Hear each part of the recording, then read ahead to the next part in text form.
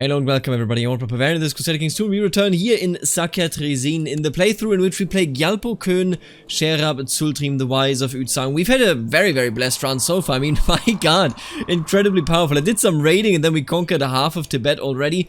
Yeah, maybe like 1/3 of Tibet, you know, of the actual Tibet. But the way this works is that I looked up who our brother was. I looked up, you know, what Sakya Trizin even means, and it turns out that the school that is the Sakya Trizin school and that now has a leader these days in modern day Buddhism, it was founded by our brother Köhn Könschok, and if you remember, I sent him off to China and he lives over there. So, my bad, this will never happen. We'll never have that school in the world. That existence is something that I accidentally banished, you know, far away. Now, the way I see this, though, this has been a very good run so far. And as you can see, we don't have any of the Buddhist holy sites yet. We just need these three, then this one down here and this one over here. And that would be the run, but we will take our sweet time. I think we have a good time taking our time. I will also say that for some reason, despite not even being in the Euro area right over here, these fellas were like, you know what, yes, I would like to swear fealty. And I also noticed that I'm pretty sure you will swear fealty. No, wait a minute, it's you. Look at this. Isn't this incredibly convenient? Everybody just goes like, yes, I guess I should swear fealty. You don't want to swear fealty, that's okay. Not everybody has to, of course. But we're looking at an incredibly powerful situation. Now let's just see where this goes and what Gyalpo Köhn, Sherab Sultrim, the Wise of Utsang can do.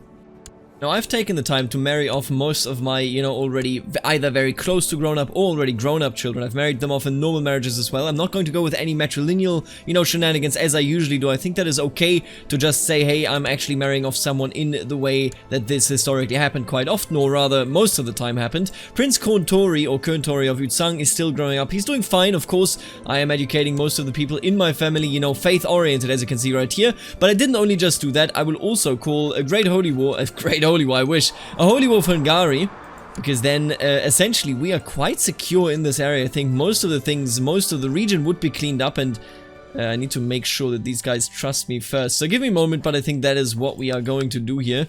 He would sell me a plot, you know what, sure. He would buy me sell me a favor. Words.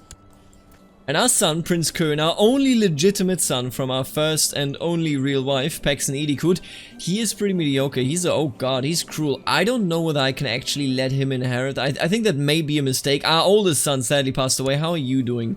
See, now this son is the only son and the only child actually that I brought up outside of the faith education, mostly because he was really good about going to war, you know, or rather martial, I suppose. I don't know, his mother is the one that we imprisoned, so I don't think that we can trust him. I don't think that we want to trust him. And what is this? How you should... Wait a minute, how do you have a caste? Why does this kid... Oh, does this kid... You had a caste, and you are... But you're Birdpa. You know what? Does everybody except me have a caste? No, we don't. I don't understand how the caste system works. I did not think that we would establish a caste system, but... Here we are. See, I'm wondering, can I really give this to him? I'm going to educate him in faith. I'm going to educate him in learning, hopefully making it so that he can let go of his ways. But right now, I mean, he's an ugly, cruel son of a gun. I can't really, you know, be very positive about it, of course. And we will indeed also change our law. We're going to switch to primogeniture because we can indeed change, you know, everything anyway. Meaning we can designate an heir, and of course that is something that I could do, but I'm not going to change it for the moment. What I would rather do is, I would use this opportunity to also name myself the King of Calm. Now I don't believe that this gives me the opportunity. Yes, it does not give me the opportunity to actually found the empire yet, but you know what? I mean, here you go, the Kingdom of Goog is ours.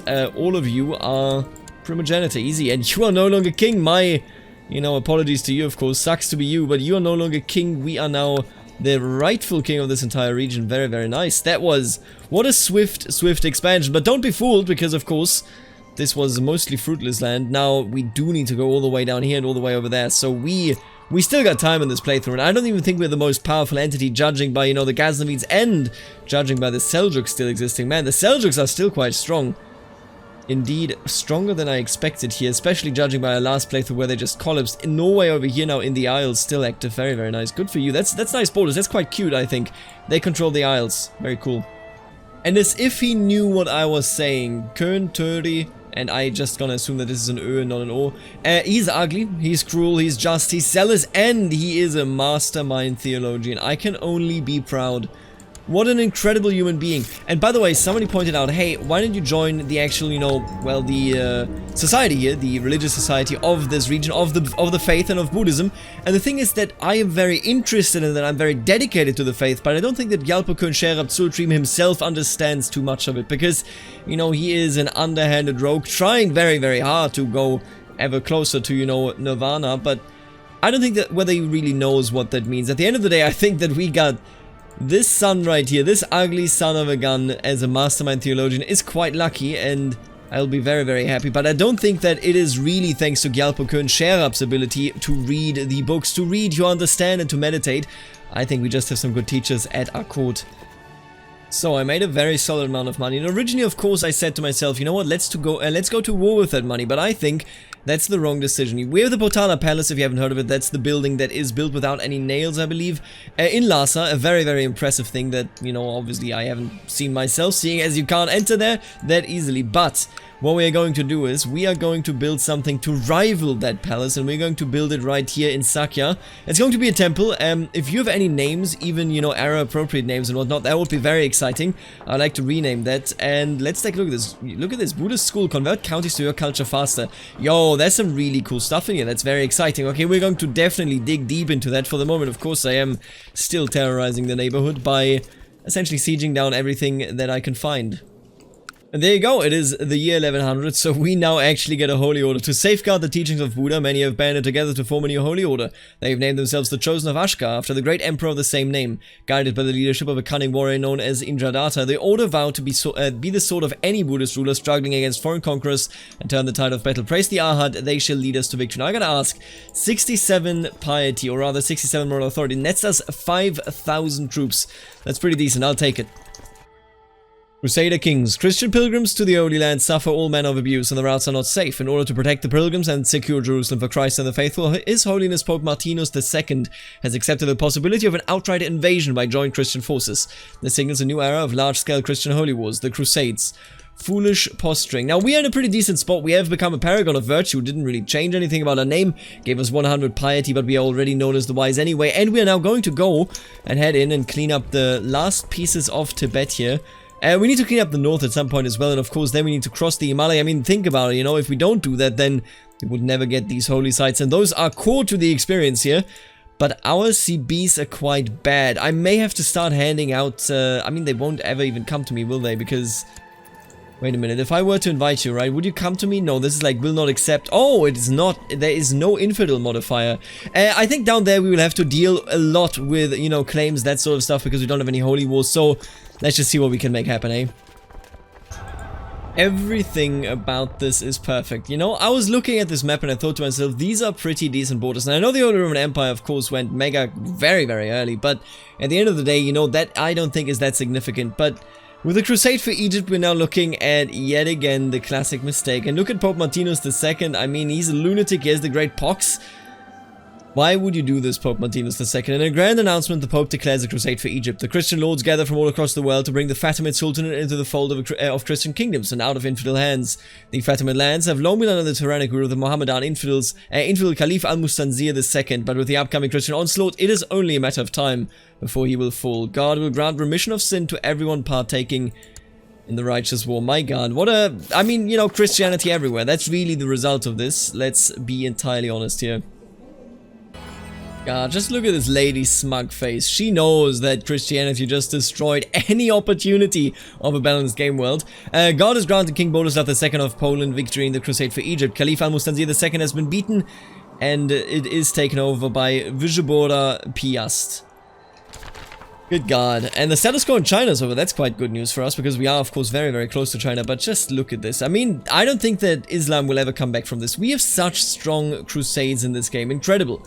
The Normandy on the throne. Very, very cool. How's this going over here in England anyway? Yeah, the Normandy. Very strong. Weemund the Evil. Seems fitting. Damn. And we passed away. We are now playing as Gyalpo Kön II, the man that we destined to be our heir here. And I'm not actually going to heavily lead the army. Are you crazy? I died of cancer. We died at the ripe old age of 67. And even though we weren't a learned, you know, Buddhist priest or Buddhist scholar, we were at a point of our life, I think, where we were quite decent. If this isn't, you know, a decent Buddhist, then I don't know what it is. And look at Gyalpo Kön II. Let's take a look at what he can do. He's ugly, he's fat, he's cruel, he's just. Cruel and just. Interesting combination, of course. Zealous and gluttonous. Man, I don't know whether he's the one that should have inherited this. I don't know whether this is right. Oh, but look at that. Learn temperance with food. You know what? He appears to be quite dedicated to the idea of becoming a better man. So let's just push forward. We are, of course, also force vassalizing at this moment. Gyalpo Purgyal Lachen the 7th. But that should be fairly easy. No commentary required, really. And with this character in mind, since he is actually a genius when it comes to, you know, the theology of Buddhism, we're going to join the Savaka Sangha. We're delighted in the decision to join our ranks as a lay member, Gyalpo. Together we shall strive for the betterments of ourselves and our fellow Buddhists by following the noble eightfold path. Very nice. Let's do this. And when you look at that, the war's over. It wasn't that difficult because China was in a period of disarray. I think it was the White Rider, so it was a sickness, I believe. But now they're stable again, and just in time, because I am now actually able to peace out their former protection. When you look at that, we are Yuuzhan, we are long, we are strong, and we are not yet in Empire level. Let me just check this out. I just want to make sure that I'm not missing anything. It's 64%. Damn, no, we're not even close. My god. There's so much more that needs to be occupied. So much more that needs to be taken before we could actually move on and get that done. But you know what? So far, I mean, this has been an incredible run. Everybody has bowed their head to our supremacy, and so they shall, and so they must. And the order says that we should go on a pilgrimage. You know what? This might actually be ideal. We're going to go on a pilgrimage, and we're not going to go where we already were. Let's just check this out. Why don't we go to Sarnath, where the Sangha was born? Let's find out what that is all about, shall we? A short journey from the holy city of Varanasi lies Sarnath. This is the park in which Buddha gave his first sermon, setting the wheel of the Dharma in motion, telling his followers of the Four Noble Truths, and founding the Sangha itself. Today the park is home to the imposing Dharmic stupa and over 1,000 priests and monks. This is one of the most bustling centers of Buddhist teachings in India, and one of the sites named by Buddha himself as a worthy pilgrimage. I must seek the middle way. You know what? I think that's ideal, because it means that I want to build something that is just as grand, just as large as, you know, the temple down there. Of course, you can never reach that glory, but I want to build something that will be remembered as a place that has helped people to reach nirvana, or, you know, to progress on their journey. And I think that is pretty neat. Yeah, that sounds like Gyalpo Kunturi would indeed think of that as his motivation. And look at that, this place is invigorating to the mind. Being able to engage with so many great minds of religion and theology has stimulated my understanding and willingness to explore the finer points of the faith. Hours and even days are lost in conversation with sadhus, priests and monks about the deeper meaning of various passages in the Buddha Vakana. That is really cool. Yes, absolutely. The study of the Buddha Vakana will be my priority from now on. I will become the best. And I'm known as the Youthful. I hate that name, but that's okay. I gotta tell you, Buddhist Tibetan rulers with this subjugation CB, that is insane. That is almost frivolous. The way that I can subjugate all of Shia in one go, just, you know, I guess why not? And you know what? Oh, you are already occupied. Sad. That's insane. Like, that is, I have played this game every day for such a long time now, but I'm looking at that and, you know, I rarely ever am kind of in this region, and this is absolute insanity. I cannot believe that that is just a normal CB for them. Incredible. What we're going to do here, obviously, just for the explanation, is we're going to take Shia as, you know, the entire kingdom of Shia, and then I'm going to establish the Empire of Tibet, because I think that's a pretty cool thing to do, so let's do it. But yeah, that's what I thought. The jihad will probably not be successful. Queen Vejabora will, all on her own, defeat the entire Muslim world. I hate when CK2 does that, but honestly, at the very least, we don't have to share the border with them. We don't have to be over there and, you know, look at that mess, so I'll take it as a positive. Oh. And now it's official. The jihad fails. Allah, it seems, does not favor the Muslim faithful. After a string of defeats and setbacks, Caliph Mehmed II has called off the jihad for Egypt against Queen Vejabora of Egypt. Oh, that's pathetic. That is so sickening to see that now as the permanent circumstances of the region. But that's okay, we are making good progress here in conquering the region. And honestly, we've also become a better man. We are no longer gluttonous. We are trying to become less cruel. There you go, we actually captured him. Nei Wei Ming Fuliu, the Unready. He has been ill-advised. That is where that nickname comes from. And all of the land in Shia is now ours. Oh, I just literally took it all, huh? I just literally took it all. See, I'm thinking, I'm actually going to abandon the north here. That's okay. I don't necessarily want to hold on to that. I don't want to mess with the nomads. I have no interest of doing any of that. But I do have a very dedicated interest to, you know, kind of go on and found the Empire of Tibet based on what we already have. Now, if I'm not mistaken, I practically just need money, right? Yeah, I just need the money and then we can reform the empire, and that would just be incredibly exciting to me. So let's go ahead, make some money, and then let's have this happen, eh? And here we go. Absolutely gorgeous. We have unified Tibet. We have created a situation where Buddhism is finally safe, where Burma has been banished, and the Empire of Tibet has begun to exist. We are an emperor, we are Tsenpo Kunturi, and we are doing splendidly. Now let's just take a look at the map. Yeah, it's an okay color. Tibet has risen, and with it of course our family. With it of course Tsenpo Kunturi, the youthful of Tibet. Still a weird name, but look at that. We've done absolutely splendid. Now I will point out, this is only after episode 2. But we have to conquer all the way to down here. We have to conquer all the way to over here, and then of course all the way over here. So there is still so much to go, and honestly, we're already 51 years in. We're making pretty good time here. We're making pretty good pacing. This series in, you know, our Rise and Fall reminds me of the Goth series, although hopefully without a...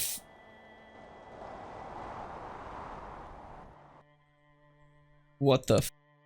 Now, this was a bit of a shorter episode, but that is just what happens from time to time, and for the moment I would like to thank the members of the channel, namely the Barons, Aaron, Stefan, the Richest T, Snywolf, Emma Mello, Thomas, Mitchell, MFW, Florian, Dan, the Murcielago, Jacob, Rex Romanorum, Falling Phoenix, and the newest one, Eterna. Welcome you all to the channel. There have been quite a number of new additions. Thank you so much for the support. Now, of course, also the Counts, Shifty, Woman, and Kazen, and last but not least, the absolutely beautiful Duke, Suspicious Duck, Nathan, Jack, Kenneth, Lexo, Eric, and Aiden. Thank you all for the support, and I will see you later. Alligator.